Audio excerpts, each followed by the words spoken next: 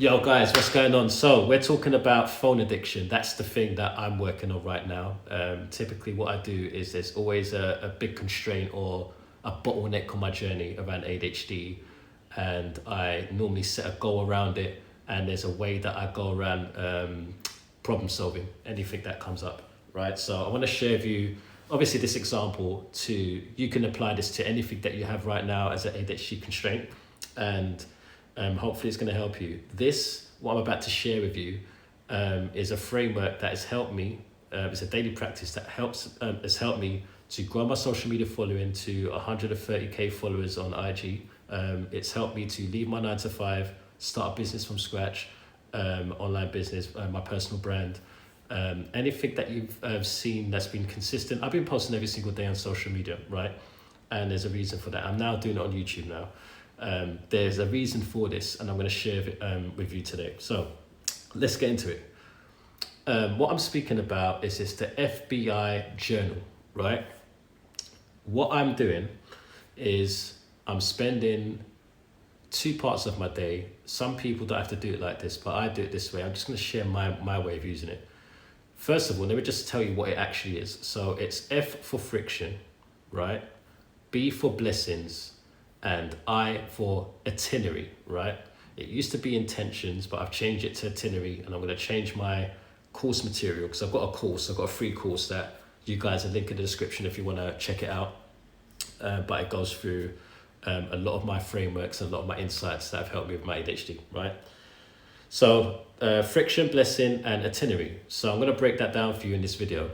So the first thing that we want to look at is that where we're looking at friction is there's always something that seems to be stopping you from making progress, right? And it takes up a lot of your time. And we want to identify which one is the one that really just needs to be removed out the way so that all the other ones, because there'd be many, right? You know, life is life. We're going to have many. But my one right now is the phone addiction. That's the one I want to kind of really work on, right?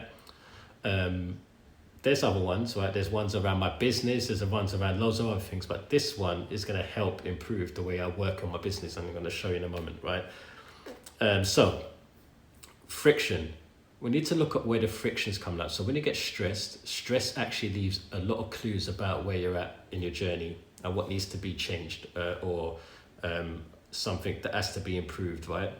So a lot of friction that comes up in our journey, we tend to go for a dopamine source that calms us from that stress or that friction, and it spikes us with a dopamine hit, right? But then it makes us crash massively as well. So it's not really effective, but that's the one that we commonly use to be able to deal with friction a lot of the time. Is we avoid by going to social media, doom scroll, or we go, maybe the frictions that we're bored, so we end up doing that, or we eat sugar, or we binge on stuff, or we play computer games, right? As an example. So noticing where the frictions come up and how you've dealt with that, what behavior triggered when you did that, is a really good starting point. And what I do is I use the FBI journal to capture that friction that I've had, right? So obviously around my phone addiction, I look at the friction. The friction was that when I finished my work day, I was just compelled to go into my phone and go on Instagram or YouTube. Those two are the main culprits that are going to start doing something very, very, I'd say like binge watching of stuff, and very, it's like it's just chasing a lot of dopamine, like quick, fast dopamine, right? So I noticed that as friction, right? But there is a blessing in disguise with that friction, and you need to look at that. Like there's 2 ways of looking at blessings. There is the blessings from the blessings in disguise, right, of the friction, and you have to identify that. So what's the blessing of me seeing how I was dealing with Instagram and YouTube is that I realized that that's what was taking a lot of my time away, and it was making it hard for me to be present in the moment with my family in the evenings, and then going to bed with the phone and noticing that pattern and everything. It helped me to see that I need to take those consumption apps off my phone. These things are making it very easy for me to dive into them, and it's a blessing in disguise me seeing that, because now it's going to win me a lot more time with the time that I can spend with my family, or the way that I use my phone, and how I use my phone instead is for connecting with people, which is what a phone's actually for, versus having it as a consumption tool. So that's the blessing that I've got from the friction, right?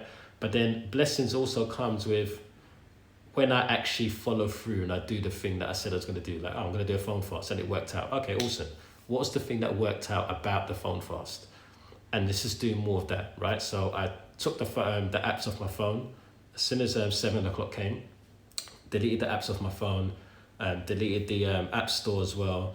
And people talk about put your phone on black and white as well, which is a really great way.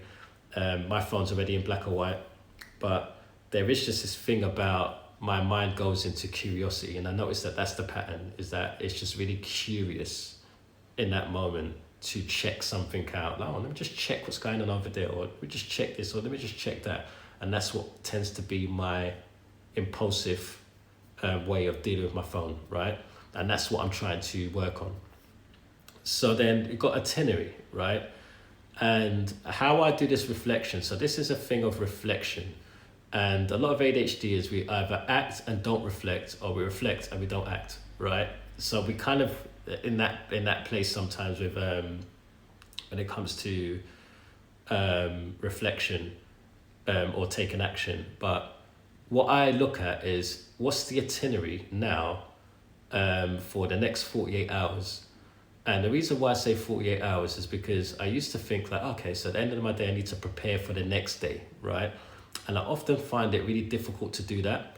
And I think that's another thing, is that when I was doing my phone addiction, the reason why I want to stop having my phone used at after 7, is because I wanted to use that time to do preparation for the next day, or be with my family, wind down, get myself into a routine of just like less stimulation, right? And what we tend to do is we go into the next day not really knowing what we're going to do with the day, and we kind of wing it. And it's easy for us to wing if we're using our phone throughout the evening and we're using that as a wind down. We're not giving ourselves a chance to actually prepare for the next day. So what I've been doing now is I've been looking at a 48-hour window of what's actually coming up in the next 48 hours that's in my calendar. And I look at all the spare slots that are available throughout my day. And with the friction and blessing that I've been doing with my FBI, right, and just looking at that, and anything that I have a goal around for this week in general, right, I look at what space is there available for me to set an itinerary for the things that I'm working on. Like, so an itinerary, like a flight itinerary, it just tells you when you need to get to the gate. It tells you when the last boarding is, tells you when to check in and all this stuff, right? This is kind of what we want to look at for our day, our 48-hour window, right? We're looking at what is going to help us to basically be on time with this goal that we've set. So we need to book things in.